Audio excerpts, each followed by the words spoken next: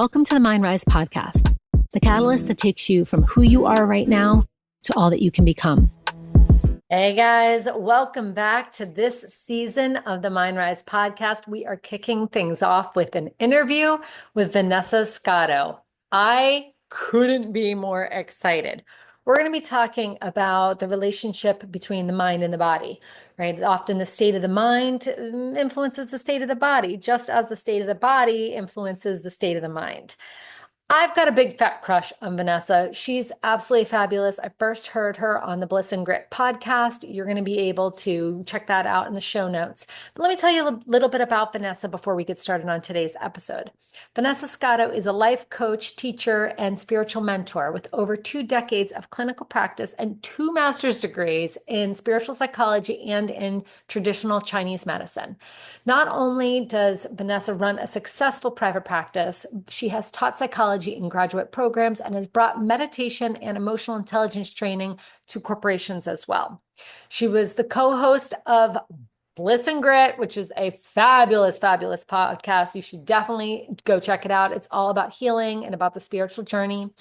Vanessa's experience informs her orientation that the true well-being must be met holistically at the levels of mind, body, and spirit. Her specialty is in parts work, and she's most known for her ability to support people in experiencing greater levels of clarity and self-compassion in their lives. And what I can tell you from my experience of Vanessa is she is so darn knowledgeable, but she makes the stuff that we just can't wrap our head around finally make sense. And when you can put those 2 things together, the place of awareness creates space for change. So I hope you dive in and enjoy today's podcast. I'm so excited for us to have this conversation because, and I've shared with you, I've been had a crush on you since Bliss and Grit. I was like, okay, what they're saying here connects all those satellites in my head to this place called my body. Mm-hmm.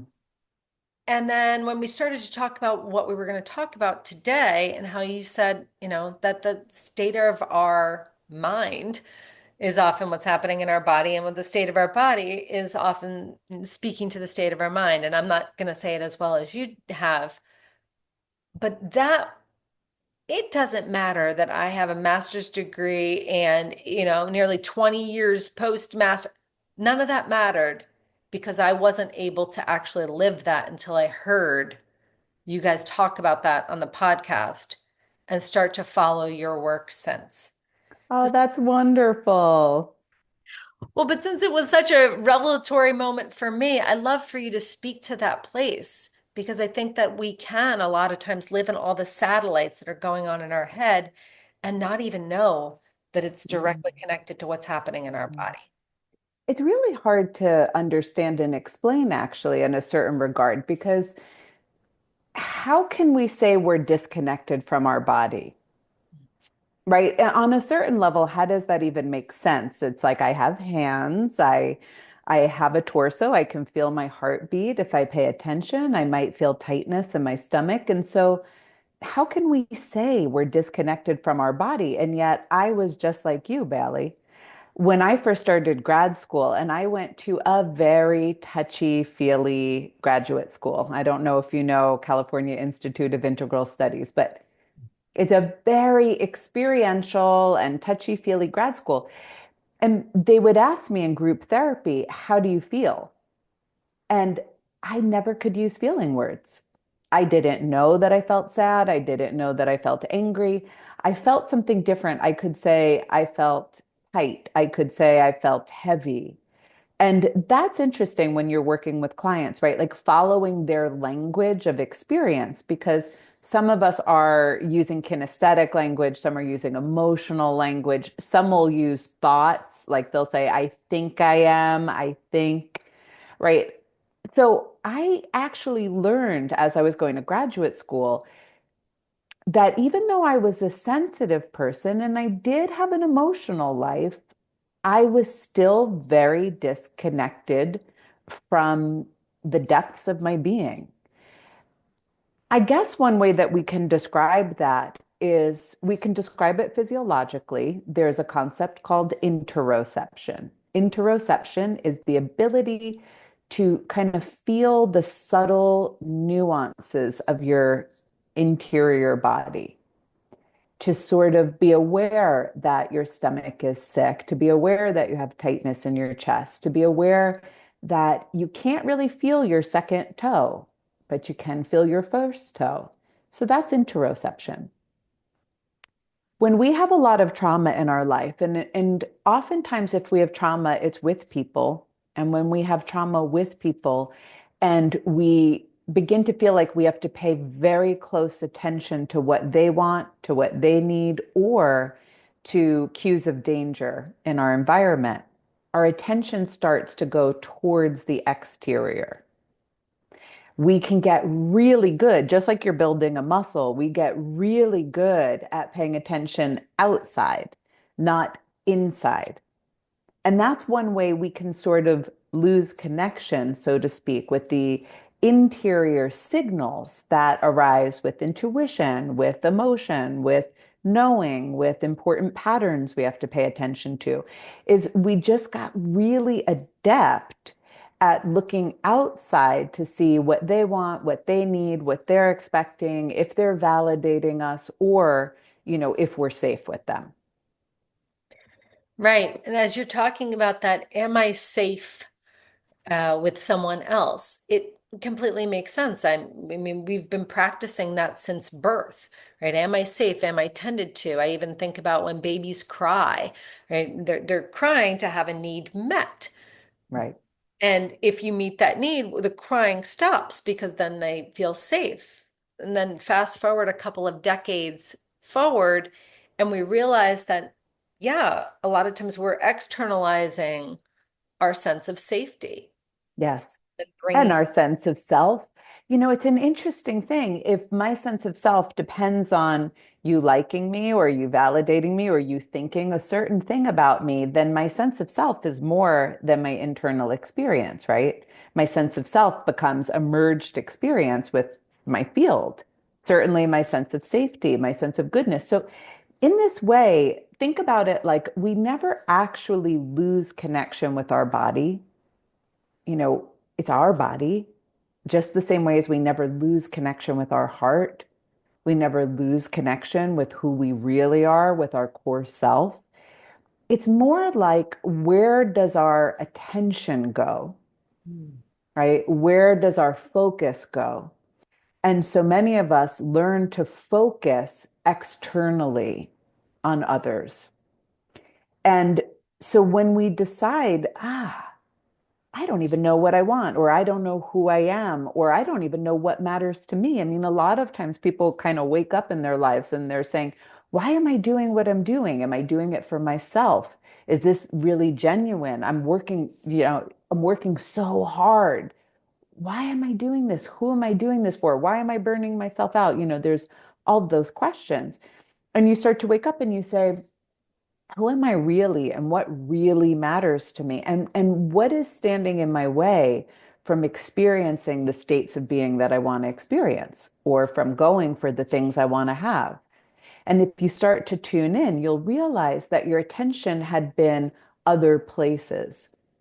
And as you start to bring your attention back inward, well, we can run into some difficulty in the sense that there can be pain stored in there, repressed memory stored in there, um, undigested emotional experience that at a young age we sort of pushed away because it was too big for us to handle. So we start to get quiet and go inward and bring our attention inside. And then all of a sudden, all of this pain or fear or stuff, anger, things we haven't processed, starts to make itself known to us. And at that moment, some people can get scared. They can stop. It's why some people will find they don't want to sit and be quiet.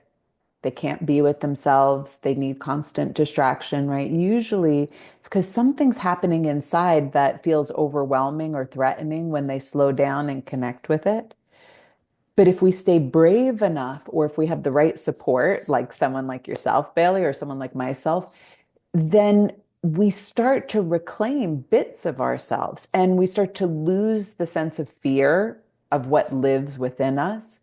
And then our focus shifts from being predominantly external to both, right? Internal, external, maybe slightly prioritized to us.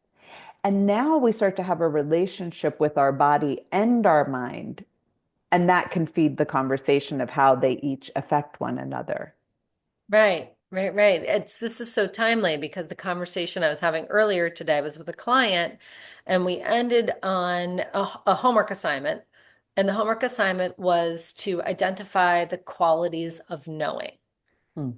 And I'd be curious your take on that because, he said to me, I don't know what you're talking about. And I was like, I love that you don't know what I'm talking Mhm. about. And of course, that inner student that wants to get it right comes up and is like, well, I don't know. And I'm like, I know that you know the strategy to knowing, is this person okay? Is that person okay? I'm going to Mhm. consider this Mhm. factor, this, the budget, the timeline, da, da, da, da, da, da.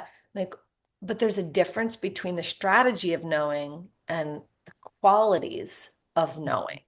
Mhm. Mhm. So I'd be curious your take on that. Well, let me just clarify. So when you say qualities, do you mean the feeling and the internal experience of when you know something? Right. Yes. Yes. Yeah. Yes. Gosh, the body is tricky. When you start to talk about, let's use the word embodiment. And for anyone who's listening who doesn't know, it's like a geeky term to reference. I exist within my body. I'm aware of my emotions. I'm aware of my intuition. I'm aware of all the subtle signals that my body and mind are sending me.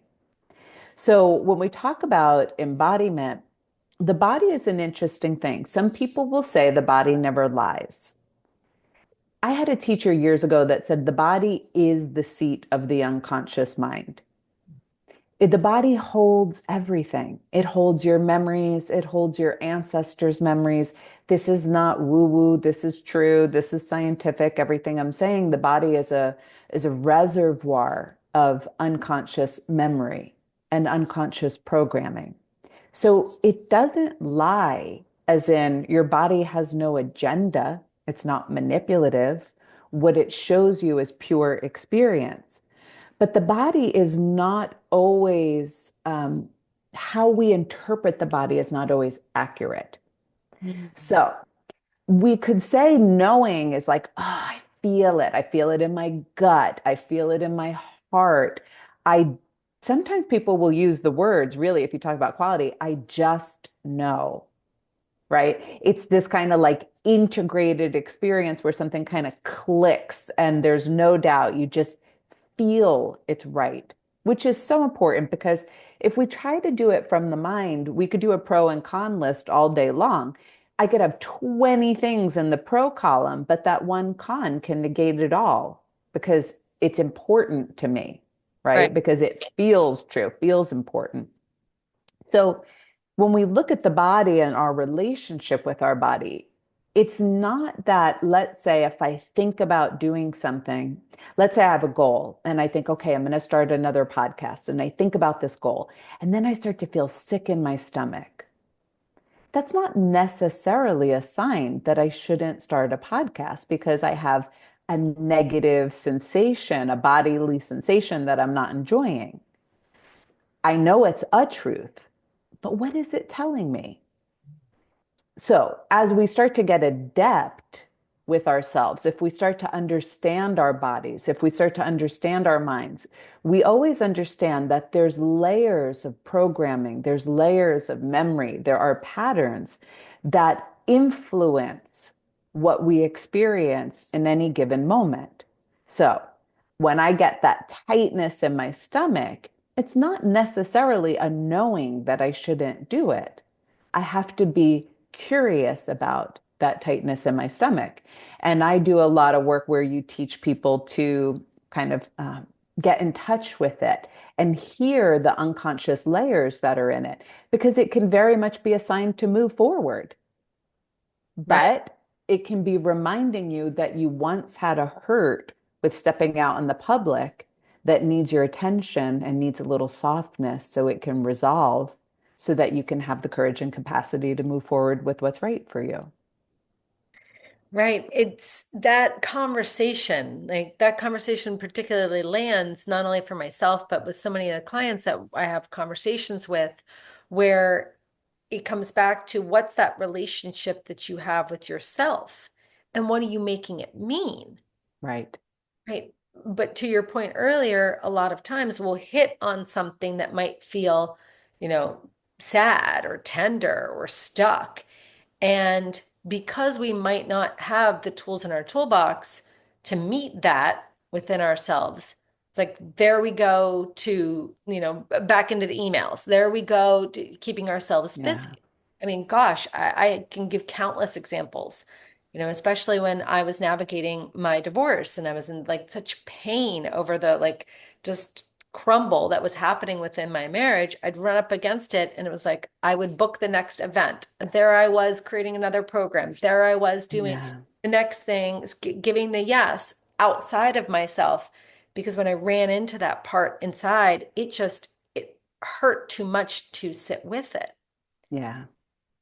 So I'm curious, how do we, when we run into that, even if we can't give it quite language, but we run into it, if you Hmm. will, how do we give language to it? How do we Hmm. sit with it? How Yeah. do we give it space? And that's, again, I'm using my language to it, but Right. you have something, some other lens I to. would I would use similar language too, but probably it's not the most mainstream vernacular that we're using, right? But I actually think it can be a little bit complicated. When I first began, I was doing meditation, and that was a way to access it and sit with it. And actually, it was too much for me. I had a lot of childhood trauma, and the experiences were coming up in my nervous system. And sitting silently in meditation wound up being overwhelming, destabilizing, because I didn't know how to be with that emotional content. I didn't even know what it was. I just felt really like I was losing my grip. So I really needed support. I really needed support. This wasn't something where I lost touch with myself and then was able to just sit with the emotional content in my being and bring love to it. No, I really needed help. And now I don't. Right now, I'm over a certain hump where things become really fluid and really easy, and the language. But one of the most important things to remember is anything that we stored, anything that feels overwhelming, we kind of put it in our body and kind of shoved the door down on it because at that moment in time, we couldn't handle it. That's it. So as we go to re experience it, and think about it like this, a lot of the things we have in life, let's say you're talking about things that happen around your divorce and the pain. So, one, we have the pain of that moment, which I've also been divorced. It can be quite a painful moment. So, we have the pain of that moment. But then underneath it, we can have other layers. We can have the existential pain of what it's like to lose someone we love and to have our expectations on life really debunked. Like, I thought this would last forever. I had no idea. So we have that kind of layer of loss. We have grief, things end. People will die, all the layers that get stirred. And then we could have childhood trauma that's even underneath that, like feeling rejected, feeling abandoned, feeling unloved. So it's like we go to slow down and there's like this giant box of feelings. And it can really feel overwhelming because we don't know how to breathe through them. We don't know how to make sense of them. We don't have the tools, as you've kind of pointed to. The other thing about trauma, let's get to that. Like, if you have a childhood layer to it of abandonment or rejection or unlovable, unlikable, things like this, is you experience childhood trauma and you feel that you're alone in it. Otherwise, it doesn't usually register as trauma. Trauma means something happened and then I wasn't quite the same after, literally. It doesn't really usually register as trauma if you had very good support through things. So we're alone a lot in it. So, my long winded way of saying that when we need to meet these emotions, what they need is love They need space, they need compassion, and they need understanding. Because those were the things that either we were too young to give ourselves, we didn't have time to give ourselves if we're going through a divorce. Maybe you're trying to take care of your children and working another job. So we didn't have time to give to ourselves. Uh, Maybe nobody else gave it to us, nobody modeled it. And so those are the emotions that really help us soften those achy places that get triggered.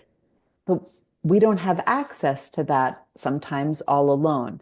So that's where, like, when we find any kind of support professional, really, whether it's a therapist, a coach, sometimes an acupuncturist, an energy worker, whoever you resonate with, and you dare to kind of open up those sensations inside of yourself or those emotions or those narratives that are hurting you, and you share, and that person brings love, understanding, empathy, space, respect to your experience, they can start to soften. And that process, whether you do it alone or you do it with someone, it gives you the courage to be quiet, gives you courage to be still, gives you courage to listen to yourself. Because if you can't be still, you can't hear what you really want, can't hear who you really are. Essentially, it helps you not be afraid of yourself anymore because we're afraid of all of those things that we're experiencing on a subconscious level inside our body and inside our mind. Right. And as you're talking, the words that come up for me are be seen, right? Mm. We give ourselves that, we open the box up a little bit and we're going to show, this trusted person parts. We allow ourselves to be seen. And like you said, there was a time when, that's what you needed in order for you to meet those parts of Mhm. yourself. And it's interesting because what I find myself doing now is when something comes up for me, I'll just name it. Like, oh, that's really hard for you. I'm like, meaning me, right? Oh, that's Yeah. hard for you. Oh, that's bringing something up for you, even if I don't even know how to name it. And it's funny because growing up, whenever I would, bump my head or bump my elbow or fall off my bike, my dad would say, oh, that hurts. Mm. He said nothing else. He didn't offer a Band-Aid, a lollipop, and anything. But it felt good. And I found myself repeating it later when, with my own daughter of, hitting her funny bone and, oh, that hurts. And that acknowledgement. So even, as we are here, adulting and living and being people, when that stuff comes up, whatever it is, I don't even have to pathologize it and like, well, you're triggered or that's your blah, blah, blah. Mhm. Oh, hey, so you're feeling some feelings or, oh, that hurts. Yeah, that's lovely. The brain actually really relaxes when it's mirrored. It seems like we shouldn't need that. Like we're, oh no, I should be independent. Actually, the brain really relaxes when you're just mirrored, and that hurts. That's just space to feel. I mean, if you think about it, how many times did someone say, oh, pick yourself up again, or you're okay, or, and that's wonderful. I'm not putting anything down. It's just, we kind of shortcut the process. So if you think about one of the main things I think towards about myself and about others is resilience. Resilience is the ability to be with your own experience and the ability to be with life in a way that leaves you feeling more and more yourself, not less, right? Like I can go through this and it's hard and it challenges me. And I've been through a lot of painful things in my life. And yet, I know more empathy. I know more compassion. I know more strength. I know who I am. So when we want to build more resilience, we have to start to understand that connection between the mind and body. I always think of it, I know it's like it's such a simplistic thought process, but I used to think like, wouldn't it be great if everyone gave us like a manual on ourselves? Like you get a car manual, you know how this kind of car works, but like nobody tells you how to work with yourself. And we're all different, by the way. I mean, there's overlaps, but We're all different. We have different temperaments, different personalities, introvert, extrovert, all of those things. So we want to become more adept at how do we take care of ourselves? How do we understand ourselves? How do we communicate with ourselves? How do we support ourselves? Because it makes us happier, it makes us healthier, it makes us better in relationship, it makes us feel more aligned in what we're doing in the world. So when we start to look at it from that, we understand that our body is giving us sensations as clues. Mhm. Our emotional being is giving us emotions as clues, and our mind is giving us thoughts as clues. One error that we make is we take them all literally, right? We believe every emotion we have, or we can believe every sensation we have if we can feel them. Not everyone can feel sensation. And we certainly tend to believe every thought we have. Thoughts are just clues. Like, for example, if I'm caught in a perseverating loop of negative thoughts, let's say I'm thinking, who do I think I am to do this thing? Let's say I'm thinking a thought like that. I could take another thought like, why does this always happen to me? Right? These are kind of common thoughts people can have. If I take that thought and I see it as a fact, it creates a whole emotional cascade, right? Who do I think I am to do this? That's a fact. I mean, really, who do I think I am to do this? Next thing I know, it affects my emotional being. It then affects my choices. It affects my mood. It affects how people respond to me, right? It affects how I hold my body. If I take it as a clue and I say, that's curious. Why am I thinking that? What is that? What is the significance of that? Okay. Well, we said earlier the state of your body affects the state of your mind. Sometimes a negative thought is simply telling us, and let's call it a limiting thought in this case, is simply telling us that our nervous system is out of balance. I mean, I have had times, I won't go into it here just for time, where my nervous system was shifted from one moment to another, from a state of survival mode into a state of relaxation mode. My thoughts changed on the spot with my nervous system changing. It is so real. I can't even say it. I wish I could tell people that if your body is in survival mode, there are very typical types of thoughts that go along with it. Um, Fear thoughts, uh, someone's out to get me thoughts, the world is out to get me thoughts, the world is taking advantage of me thoughts, or self-directed. I'm not enough. I'm not good enough. I'm too much. I'll never have what I want. These are all typical thoughts that go along with a body being dysregulated. So your body colors the state of your mind. If you're finding yourself in perseverating, limiting thoughts you don't know how to get out of, if you don't take them literally, one clue is what's happening in my body. The second thing I think is, wow, where did I learn that? Right? Where did I learn that? What about that thought is making me feel safer in the world? Where did I get that idea? And that takes me into a beautiful psychological journey of how can I unravel some belief systems that got imprinted into my mind, usually before the age of 7, that could be having a deleterious effect on me. And then the same by proxy, the state of your mind, if you're perseverating over thoughts that are very painful or negative or scary, is going to affect your nervous system. And that's how we get into loops. Right, right, right. Well, I was hoping that I would also have you speak to those loops, right? And that connection and that connection between stress, right? What we're talking about here, and I have a headache. Oh, my back hurts. Oh, my neck hurts.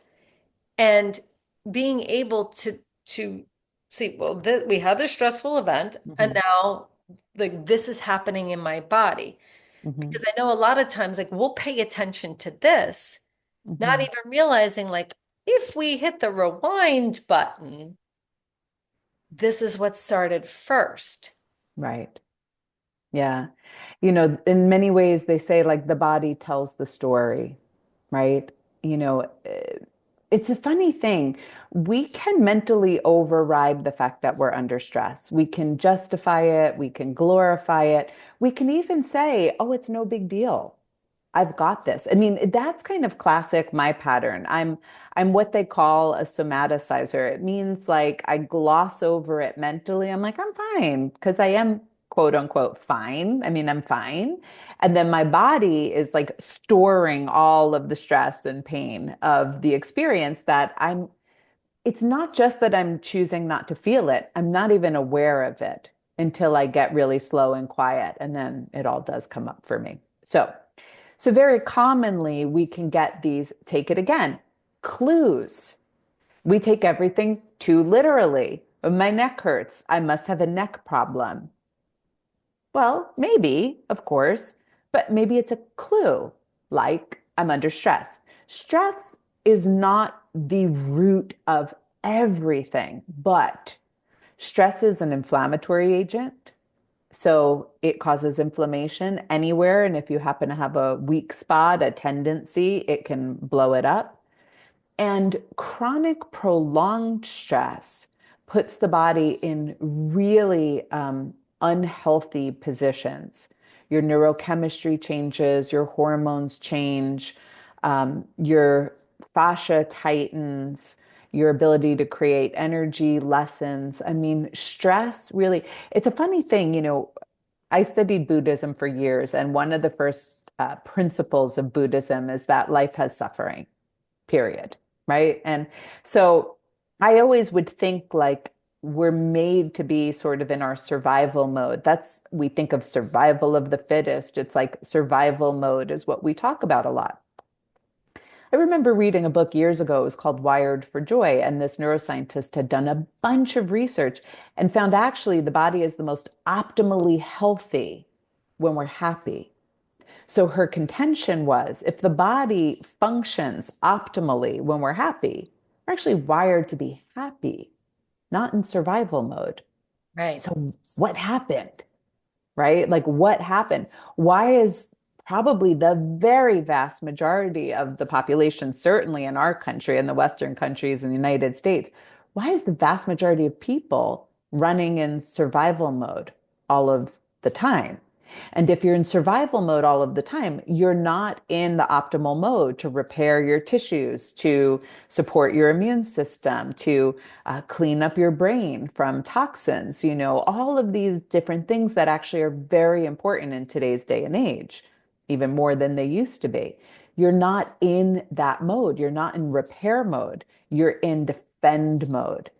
And when we're in defend mode, there's just a trickle down effect of different types of health issues that can arise, right? And I am not the person who simplifies everything to psychology. I actually work back and forth because some people do. They're like, if you've hit pain, you're afraid, you're angry at your dad, and they kind of put it into a very neat categories. I don't think of it like that, but we can be so literal that you can take medication, let's say, just for that back pain, and never once slow down and say, what's my life telling me? Right. What's my body telling me? Where Right. am I at? Am I in a place that's really replenishing and repairing? Am I giving myself what I need to breathe, to be well, to feel loved? We don't slow down enough to say, what is this telling me about my life and myself? Right. Right. Right. Hey, and that slowing down, right? That slowing down also requires a regulating of the nervous system. And Hand in hand. It's like if you can't regulate your nervous system, you can't slow down, but slowing down is one of the tools that gives your body space to start to regulate, sure. right? If you're constantly on the go, which is such a common dilemma for so many Westerners, I mean, many people are overworkers, they're chronic to-do people, they feel best in their minds when they're productive, but take that out. We have family units now that have no support. I mean, I don't know what your life is like, Bailey, but if you are like most people, like you're juggling parenthood, you're juggling work, you're juggling family, you're juggling friends. Then you're trying to squeeze in maybe some health practices, maybe some exercise, maybe a spiritual life, maybe you're trying to cook. I mean, that alone puts us in the tendency to be in survival mode. I had a teacher once say anthropologically, humans used to work 15 to 20 hours. And then the rest of the time, I mean, they sat in fields, they Right. sat by fires, they communed, that's it. So if you're in this kind of survival mode, your body always stays revved, your thoughts reflect it. You also tend to be in what's called the beta wave brain state, which is a state that creates more stressful loops in your thoughts. It's a place that doesn't actually feel very good to be in for extended periods of time. So if you start to get quiet, if you start to get still, your body immediately can begin to shift into an alpha wave, which helps heal. It's the wave that aligns with the earth, actually, the earth's electromagnetic frequency. You can start to breathe deeper. Your body has now the invitation to shift into parasympathetic. Sometimes it can't do it on its own, but sometimes it can. It's so funny because, Vanessa, we're talking about two things that can sometimes have two totally different outcomes in the sense of, okay, the solution here is to slow down, right? And we're like, and boy, we're going to access that parasympathetic. It's going to be so good and juicy and delicious, and you're going to be relaxed, and we're rehabbing the nervous system. And then also over here, slowing down is going to bring up your shit, and you're not going to want to do it. Yes, it's totally true. It's a real pickle. I mean, I can't tell you how many clients I've said, like, oh, why don't you try meditation? And it's like, And it's like, okay, this is the conundrum that we're up against. First of all, just honoring, it's hard to slow down. Like a lot of times with my female clients, I'm like, in a lot of the classic cultures that had spiritual traditions, women did not meditate until they were retired. Because look around the world, how many mothers do you see sitting quietly and meditating for an hour a day? You know, so people certainly do it, and a lot of people can make that space. But it's just to say that one, it's not so easy to find the time in our modern lives. I acknowledge that. But two, slowing down is one, taking time for ourselves, whether that's a walk in nature, whether that's a bath, whether that's a meditation, whether that's journaling, whether that's 5 minutes just to decompress and breathe. But it's also a quality. It's a quality. We can move through our day and get things done in a kind of harried pace, in a sense like I'm not good enough if I don't check everything off of my to-do list, in a sense of so and so is going to be disappointed in me, or we can just do it with a rev, or we could do those same actions with a breath, with self-trust, with faith, with a healthy sense of prioritization that like this has to get done, but if this doesn't get done today, it's okay. I'm still okay. The world won't fall apart. People will still love me. So some of it is going back to, as you talk about quality of knowing, it's the quality of the experience we're bringing through our day. I know that I want to just come back to this like conundrum that you outlined, right? Yeah. Um, I always say like there's no way through but in. And the truth of my life is I would never have bothered to turn in if I wasn't suffering. And if people are really happy, my husband is just a happy-go-lucky guy. He just is. He doesn't meditate, he doesn't turn in. Good on him. Good on him. He feels very authentic and very aligned. So that's wonderful. But if you're not, if you're wondering what's it all for, if you're wondering what's the point of this, what matters, who am I, why am I doing this, how come I'm doing this same thing again, why don't I ever feel grateful, I have such a good life, how come I'm not happy, I have such a good life, if you're feeling these kind of complex experiences, like I was feeling, then that's your cue. And the truth is that as much as it's difficult to turn in, everything that feels painful, you've already survived. They're just emotions. Emotions are energy in motion. If you stop being afraid of them, they move, they shift. Right. The truth of it is, you're not alone. Most people can find someone loving to talk to, whether it's a therapist, a priest, a coach, a friend, a counselor, a school counselor. If you can't, though, a journal is really great. There's so many good online sources of meditations and guidance and talks and books that let us feel less alone in this. Um, but it's really worth it to feel like you get to be who you are. You get to love and respect yourself for how you are. You get to equally prioritize self and others, attend to both self and others, because we're not trying to become selfish. We're also trying to stop doing it for everyone else. If we can have that nice balance, we can go to sleep at night and feel good about what we do. We can wake up in the morning without panic thoughts, danger thoughts, fear thoughts. We can wake up in peace.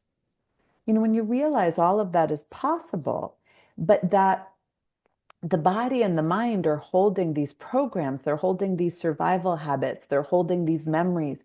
No one did this on purpose. No one created it for themselves. We didn't decide the thoughts we'd have, the memories we'd possess, the kind of habits of survival that we are now looping in. We didn't choose them. They just are part of being human and having a body and having an ancestry and having a culture. And we realize that if we just can bring a little awareness inside to our bodies, our hearts, our minds, we can take it all as clues, not be so intimidated by it, not assign so much meaning to it. Like people will be like, oh, why am I still sad about that? Well, that's assigning meaning. Like someone should be over it. And if not, it means something about you. If we could instead say, ooh, that's curious. Like, why am I sad? That's so interesting. We Right. can do all of that. We can build a lot of capacity to sit with ourselves, the courage to do it, and we can become really just way more integrated and alive feeling. Right. Just as you said, and I wrote the note down, they build the capacity to sit with ourselves. Because I was going to ask you, where do you land on doing it before you need it? Like a lot of Mm, times, like you said, take a couple minutes, get in the bath, journal, go talk to somebody. And a lot of times, I know, especially for us busy people, which I think I'm speaking to everyone, we almost don't go for the massage. We don't do yeah. these things until like, oh, I can't buckle my seat in the car because Yeah. the back won't move. Fine, I'll get my massage. So I'm curious, Vanessa, like where do you land on doing it before the house is on fire? I mean, it's wonderful if you can get there. But, it's like pain was created for a reason, I think, to like give us the message that we're going too far. There's like a saying, if you believe in, the universe, or you believe in something spiritual, or you believe in God, that like the universe throws a pebble until it throws a brick. So by the time you can't buckle that seatbelt, you were having clues, right? You were having Right. twitches, you were having tightness, you were having, but sometimes we just treat our bodies like objects, and we live from a mind of like, I should be able to do this, I want to be able to do this, and we're ignoring all the signs and all the clues and all the symptoms. In the best case scenario, the second you get a clue, you go. Now, if that's not you and you've waited until, your back was in a brace, that's okay. That's okay. But if you keep treating it and bringing attention to yourself, you will catch it earlier and earlier. And then you really do suffer less and less in life. Like that's the trick of it all. Like I don't wait till bricks anymore. I don't. I really only get pebbles. And I'm like, what? Something's going on. Something's not right. Let me address this, you know?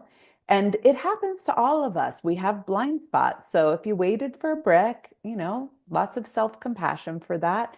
But now's the moment where you can say, hey, What made it so that I ignored all those little signs until I was really in pain? And then how do I learn to be a better ally to myself, a better friend, a better partner? Because, you matter, right? Your existence matters, and your wellness matters, and your happiness matters. And I think isn't that the whole story in its entirety is like, how do I matter to myself? And Yeah. how do I take care of my mattering? Because Yeah. you're right, we've all had those bricks versus pebbles moments, and I just would like less bricks. I'm Yeah. like, okay, I'll listen when I get those pebbles, but I also want to acknowledge that at the times that I've gotten those bricks, I just wasn't ready until I got Yeah. the. That's it. Yeah, yeah, That's the case for so many of us. There was a saying I once heard that pain pushes until vision pulls. So, pain is a great motivator. I would not have been meditating. I wouldn't have studied psychology. I wouldn't do anything I did if I had not been in quite a bit of pain. But there is a point where you stop having to be motivated only by the suffering you have. And you start being motivated by inspiration, by vision, by I want something more for myself. I want to feel this, or I want to have that, or I want to do this in a way that's pulling you towards being who you're meant to be or towards your dreams rather than only being motivated by the pain of your past, the pain of your ancestors, or the pain that finally makes you stop and say, I need some help or I need to take action here.